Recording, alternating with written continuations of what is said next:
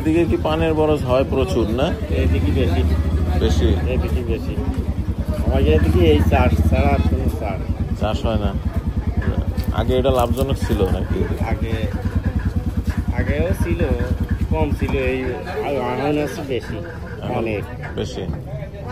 Loss তো ব্যাপক loss হচ্ছে এবার। কেন লস হচ্ছে কেন? ধরেন এই পানটা দাম ছিল গত বছর এই সময় 150 টাকা। 150 টাকা? 150 টাকা, এখন এর দাম আছে 50 টাকা। কেন এত কম কেন?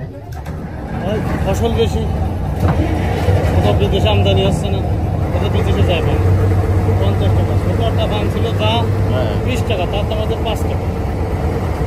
এসব কারণে আর কি ব্যাপক লাভ। এবং শলা লাগে, শলার দাম বেশি, 4000 টাকা এক পাউন্ড শলা। সবটার দাম বেশি, পানের দাম অন্য আমাদের 2-3 বছরে লাভ হয়।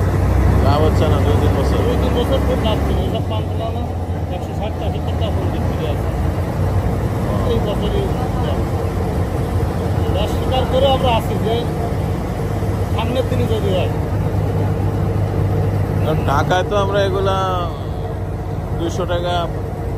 আমার এই পানটা ভালো পান, এটা 90 টাকা 100 টাকা বিক্রি হবে, ভালো বড় এটা না। আবার ইন্ডিয়া থেকেও তো আসে পান, ইন্ডিয়া থেকেও তো পান আসে। আপাতত দেখা যাচ্ছে না, ঢাকায় ডাইরেক্ট করতেছে না, ডাইরেক্ট আসতেছে। ইন্ডিয়ার পান পাতলা পাতলা, ভালো না খেতে পারে।